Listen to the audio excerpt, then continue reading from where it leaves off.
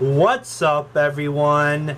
DKRACK here, about to react to another video for you guys, and I got a nice long video for you guys today. It says top 15 scariest things caught on surveillance footage number 2. Yeah, I believe this video was by the top 15s. Yeah, top 15, something like that. I'll have a link to the original video down below, so make sure and go check them out. But this video is about 26 minutes long, guys, so if you need to go grab a drink or a snack or something, go do that. Go to the bathroom, come back and watch it. But let's go ahead and check this out. Number 15, Possessed Woman. Not long ago, a Gotta video have went coffee. viral of a man acting strangely in a convenience store. As he fell to the ground and tugged at his shirt, he seemed possessed. It turns out this wasn't the first video of its kind. A similar video featuring a woman was released in June 2016. The CCTV footage shows a woman casually shopping down the aisles of what seems to be a clothing store. She approached a few items on the shelves before dropping everything and shaking uncontrollably. Yo! She seems to be exhibiting the behaviors of someone having a seizure, but she's also screaming and making very deep growls.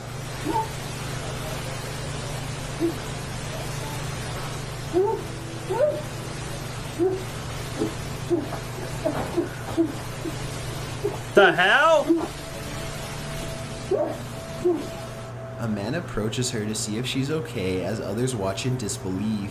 She screams loudly and throws her head back and startles everyone. The man helping her even falls down.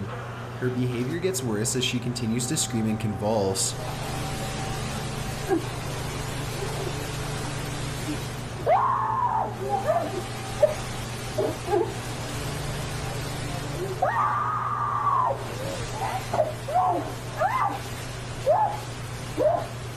Yeah, she's either possessed by a demon or she has some serious mental health issues.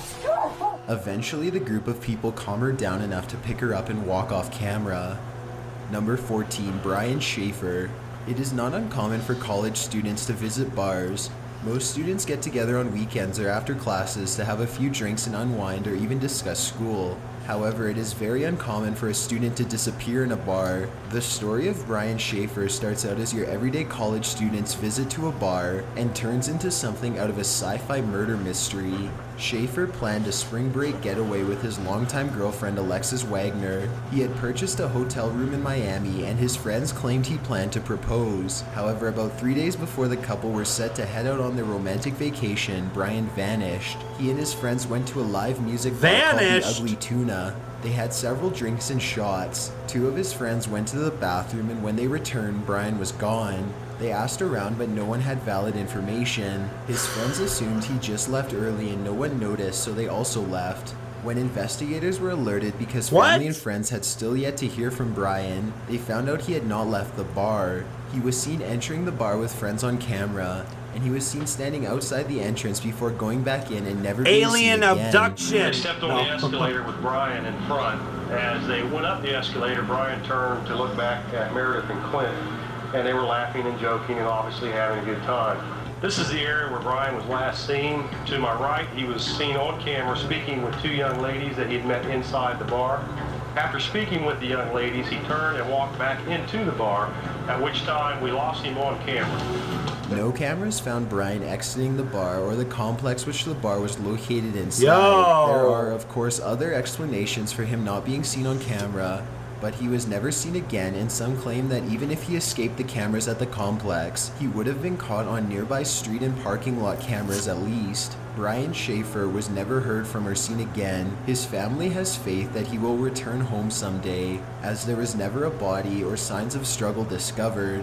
However, there has been very little evidence found since his disappearance Could in have been like some 2006. deep web shit, like Number they 13, Jennifer Kesey. not kidnapped, This but young abducted 24-year-old him woman and went missing in January of 2006. killed him or something. She was last seen the night before her disappearance, leaving her place of employment.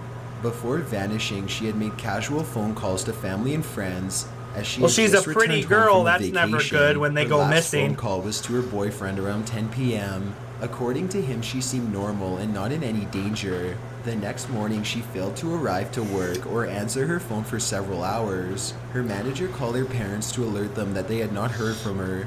Jennifer's parents immediately drove 2 hours to Jennifer's condo to find that she had been home that morning, but there were no sign of forced entry or struggle.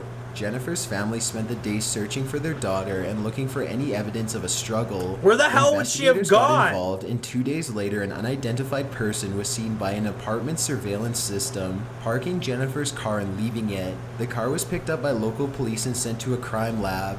The person seen leaving the car became the strongest lead in the case, which isn't good news considering his face can't be seen on the footage. The CCTV camera that caught him up close was the type that takes snapshots every few seconds, rather than recording video footage. In every single frame, his face is hidden by a bar or fencing. This piece of evidence does, however, confirm that foul play was involved in her disappearance. Numerous valuables left in Jennifer's car led investigators to believe that robbery was not the motive of this crime. A search dog tracked a scent from Jennifer's car back to her condo, which makes it seem like either she or the suspect returned to the condo after the car was dropped off. The FBI and NASA like a serial killer in the investigation by enhancing the images and identifying possible details about the person's identity. The only useful facts determined were that the suspect was a young male about 5'3". Jennifer's condo had been undergoing renovations, which led construction workers to be on site nearly 24/7. She had complained to family that the workers would harass and catcall her, but further investigation of the construction workers turned up no new evidence. And That's none of creepy. the men seemed to match the body type of the person who dropped the car. More importantly, these men were illegal immigrants, and if one had quit work between the time of her disappearance and the time of the investigation, there would be little to no way of tracking them down. Jennifer has been missing with no new evidence in her case for like over Trump 10 said, years now. those Journalists immigrants that are have just reviewed the rapists, right? CCTV footage named this man the luckiest No, I'm person just of joking. interest ever. Number 12, Goblin. This shit isn't really funny. I While the shouldn't be creature in the joking. CCTV Sorry. footage has been called a goblin or gnome, it's not certain what we're seeing. This outside surveillance camera caught the small creature walking up and walking off camera to not return. It seems to walk on 2 legs like a human, but has very jagged movements as if it's hurt. It also appears to be what could be a mane, or for paranormal enthusiasts, maybe some sort of clothing. The creature does have a tail that looks like it matches the mane-like region though. Some viewers have even claimed that they see small horns on top of the creature. Regardless of what you believe this is, it's unlike most animals we've seen, especially in residential areas. That's weird. Stairway ghost. This footage shows a woman Oh, who hell appears to be no. walking down a stairwell of some building. As she walks casually downward, she stops in her tracks and seems to fall against the wall in fear. She quickly turns around and runs back up the stairs out of the camera's view. When reviewing the video, you can see the door at the bottom of the stairs seems to fling open and a dark shadowy apparition comes through the doorway. The dark, ghostly figure seems to be masculine, and it runs towards the woman but vanishes midway up the stairs. Oh, hell no! Number Bitch, 10, run! Woman attacked by ghost.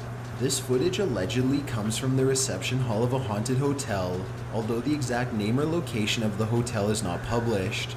The woman seated in the room seems to be waiting for someone as she's just hanging out and fiddling with her cell phone. As the woman sits in silence, a chair behind her moves slightly and startles her. She looks behind her, probably expecting to see a person. When she realizes that there's no one in the room, she returns to messing with her phone, although she does seem on edge. Yeah, she seems paranoid.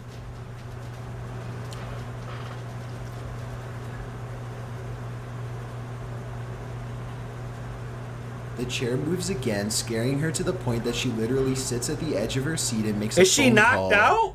Uncertain who she's calling, maybe just someone to distract her from the tension in the room.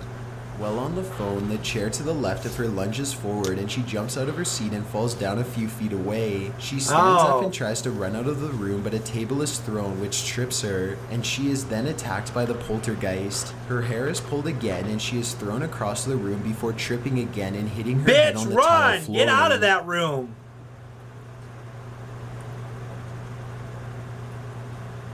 Why is she in that room by herself? Yo, that shit looks real. She Like, I'm appears not to be even playing. unconscious as a few pieces of furniture continue to move by themselves in the room. Without knowing the exact location of this, We can't know if this was a common occurrence, and while the original video claims that this woman died from a head injury, there's no proof, and she could have likely walked away from this with nothing more than emotional scarring. Number 9, Beijing tiger attack. This video comes from I think I've heard of this on shit. the grounds of Beijing's Beiding Wildlife Park. In mid-July, a husband, his wife, and her mother were driving through the park on a day out. Things took a dark turn when the husband and wife got into an argument and the wife exited the vehicle to get away from the situation. She came around to the driver's side, possibly to speak with her husband more. Don't get out of your And car mere when there's seconds later, tigers a large there. tiger grabs her by the legs and drags her away. Her husband immediately chases after them. The woman's mother also exits the vehicle, and a wildlife jeep can be seen driving up, probably to help in this tragedy.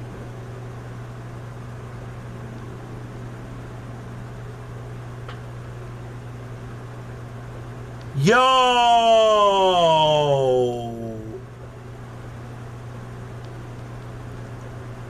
The woman's But if mother that's was like mauled a by the known tiger and died on the wildlife scene, park.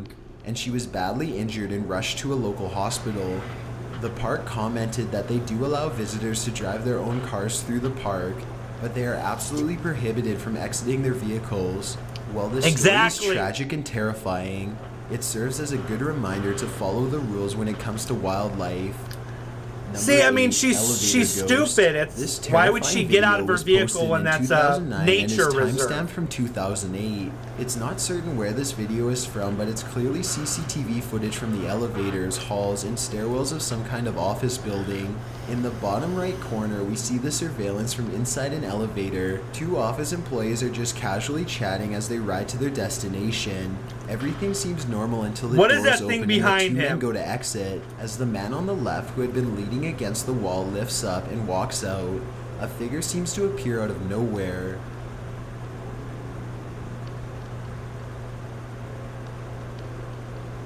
There was no way this figure could have been hiding or standing, as the man was clearly touching the wall while leaning against it. The apparition resembles an elderly, decrepit man or woman who moves slowly towards the door. It even appears to walk outward, although it isn't certain. The ghost never looks up towards the camera and is never seen on the other screens. Number 7, child held hostage. That This shit's Walmart creepy. surveillance camera caught a very terrifying hostage situation which ended with gunshots. In June 2013, Sammy Wallace was seen on the surveillance system walking into the Midwest City, Oklahoma local Walmart. He grabbed a shopping cart and walked around aimlessly while talking on the phone. Wallace passed Alicia Keating and her 2 daughters several times before he came back around and snatched her younger 2-year-old daughter out of the shopping cart. He handed a phone to Alicia and told her to call a police officer in Dallas. Alicia was distraught though and just began screaming for Wallace to give her daughter back. That was when he pulled a large knife out of his pants and put it to the girl's stomach. Employees approached the situation and witnesses called 911. As the Walmart was located directly across the street from the police department, officers were on the scene within literal seconds. Chief Claves said that the police negotiated with Wallace for nearly 2 hours, trying to get him to release the toddler. They eventually had to shoot him. Officers eventually contacted the police officer in Dallas, Texas, that Wallace had been trying to contact. The officer claimed that Wallace had been harassing him, but for what was never explained. Towards the end of the tense situation, Claves convinced Wallace to have a seat. The toddler began to fuss as she had been calm throughout most of the standoff. As she began to squirm, Wallace squeezed her and moved the knife from her stomach to her neck. Claves claimed that Wallace then began to say things about a satanic cult and started to count down from 60. Nearby Captain Huff was certain that Wallace was counting down to kill the toddler, or that he had already injured her by squeezing her and making contact with her neck and the blade. Huff shot Wallace in the head and he died instantly. Wallace then moves the knife up to the girl's neck, and while another officer out of view distracts him, Huff lunges forward, shooting and killing Wallace. He made sure he was at point blank range so that there was no ability to harm that child. And of course, there's always that chance. After the situation, What Wallace's an idiot! family claimed that he had been in prison for 11 years. and just moved to Oklahoma because he allegedly saw things in his old apartment. He had a history of mental illness and was apparently not seeking proper care. Yeah, he was obviously a little loony. Is considering having your child. It's still sad, grabbed though. up in Walmart. There was no method to Wallace choosing this child. She was just a child, which he knew is what he needed. Something like this is sure to make you hold your children a little closer. Number Hell 6, yeah, I watch my boys when I'm in Walmart. In June 2015, a mother of 2 set up a CCTV camera above her back door. For several days, she had found scratches around the doorknob and hinge of the door. What she originally thought was some type of animal ended up being something every mother fears. One morning, she awoke to find that her back gate had been left open, and a blade of some sort had been fashioned into a hook and used near the door lock. Fuck? She reviewed the CCTV footage to find a terrifying man covering his face with a hoodie and carrying a torch. He shined the torch into the kitchen window to assure no one was awake and then proceeded to try and pry the door open. As if seeing something like this isn't scary enough, realizing that it's been going on for days is probably a much worse feeling. Lisa, the mother involved, explained that as she watched the footage, she shook uncontrollably. Her children were asleep upstairs, and the thought of someone breaking in for what little she had terrified her. After the incident, police patrolled the neighborhood in hopes of finding the potential robber, but further information on the case was never released. Number 5, children kidnapped in Pakistan. Oh, that's creepy to think he's still out there. The CCTV footage comes from Lahore, Pakistan, and while the footage shown is disturbing, the story behind this ongoing tragedy makes it 10 times worse. In the region of Punjab in India, from 2011 to 2016, over 7,000 children were abducted. This trend of abductions has spread throughout India and now has moved into Pakistan with over 300 abductions in only the last month. It is understood that they are forced into drug use, drug sales, prostitution, begging, and worst of all, some are found dead with organs such as kidneys, hearts, and eyes missing. A large majority of these children are also brainwashed and becoming suicide bombers for forces in Pakistan. Many complain that the Pakistani police and Dolphin forces are not helping to curb the high rates of crime and are also little to no help in these kidnapping cases. The kidnappers either do this by choice or by hire. They drive large white vans where they snatch up multiple children in a single day. They also began wearing burqas in public to hide better and communicate with drivers. This footage of children being grabbed from right beside their parents is truly chilling, but the fact these parents know the horrible fate their children face once they're grabbed up makes this a pure nightmare. I couldn't imagine my kid being taken. What the hell?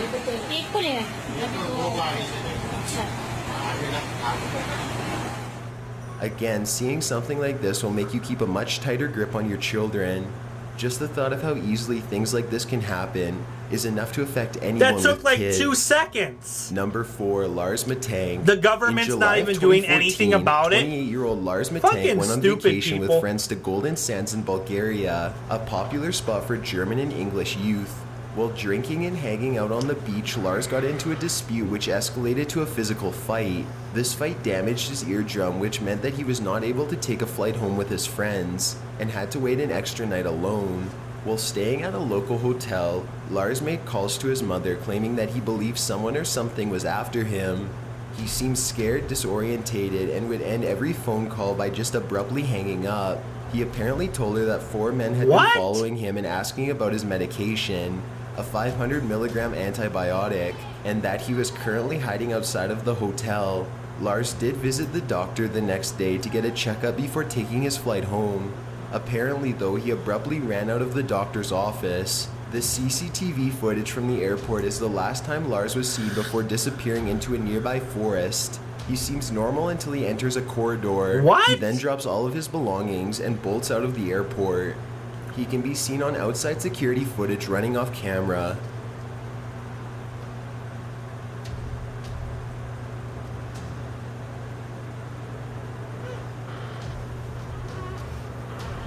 Witnesses say they saw Lars jump a large chain link fence and run into the forest. He was never seen or heard from again. He has to have some mental issues. In the woods, although search parties have found no evidence inside the wooded area.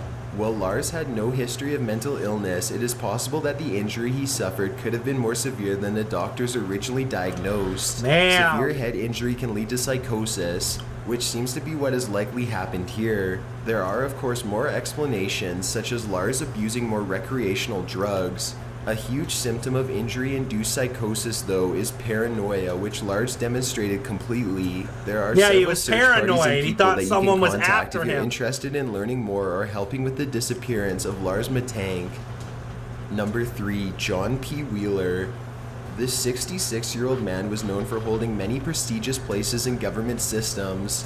Some of his titles throughout his lifetime include Chairman of the Vietnam Veterans Memorial Fund, Senior Planner of Amtrak, Chief Executive and CEO of Mothers Against Drunk Driving, Consultant to the Mateer Corporation, and a presidential aide to Ronald Reagan, George H.W. Bush, and George W. Bush administrations. He was, of course, more well known for his positions in the presidential administrations. His death was a mysterious and dark tale that had many missing pieces which kept the public guessing. Those who kept up with the news of his death in December 2010 admit they still look for new evidence to pop up from time to time. While his cause of death was deemed a homicide by assault with blunt force trauma, there's still plenty of questions surrounding the case that have yet to be answered. As the story goes, Wheeler was seen the night before his death. He was wandering around a parking garage looking for his car or a place to stay warm. This disturbing CCTV footage shows Wheeler before his death. He's clearly acting bizarre, having trouble walking and speaking.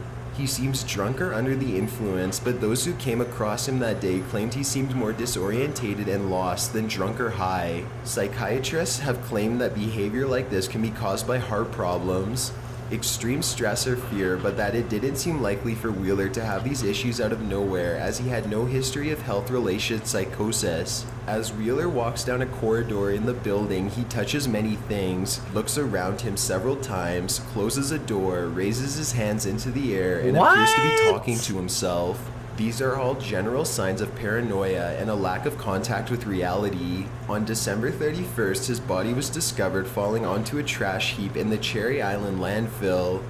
It's uncertain where he had been picked up, but it was likely from a commercial dumpster, as there were several such stops on the truck's route. The medical examiner said that his official cause of death was blunt force trauma, but a weapon or exact cause was never determined. There are various theories to this, and those that have an interest in government conspiracy theories believe that in the footage, Wheeler had been drugged for whatever reason and then killed to keep government secrets hidden. There were no drugs found in Wheeler's system. However, they could have been cleansed from his system before he died. No matter what you believe, this story is shocking, and the fact these empty spaces will probably never be filled is frustrating and unsettling. That's Number creepy. 2, Nicholas White. Any viewers with claustrophobia are sure to get a panic out of this one. This CCTV footage was collected from the McGraw-Hill building in New York City. Around 11 o'clock on a Friday night in early October 1999, Nicholas White left his office to take a quick smoke break before packing up and heading home. White returned to the elevator to head back up to the 43rd floor. The elevator took off quickly, but after nearly a few seconds it stopped abruptly. The lights went out before flickering back on. No buttons or emergency calls in the elevator would respond, and White soon realized he was trapped. White rang the alarm bell several times and even broke the button so it ran continuously, but apparently it was never heard. After hours of sitting calmly, he began to pry open the elevator doors, but was faced with a cement wall that said 13, meaning he was on the 13th floor where the elevator had no stops, as it was an express elevator for the 39th floor and up. He smoked a cigarette in hopes the workers would smell the smoke, but nothing seemed to work. It was a Friday night and no one would be back until Monday or so. Nicholas tried everything. He jumped towards the escape hatch but found it was locked. He lit matches. He even urinated down the elevator shaft in hopes the scent or liquid would alert someone or something. He mostly slept and went through his wallet. He was finally released Monday morning after 41 hours of agonizing boredom. As soon as the doors opened, he bolted out and explained what had happened. While his calmness is admirable, it's safe to say that most people would not have handled this situation as well. 41 hours of isolation could easily lead a person towards insanity, and no food or water for that long is plenty enough to cause illness or dehydration. Number 1, Chip Chan. This story has been shared several times throughout the years, and I've never heard of becomes this. any less disturbing.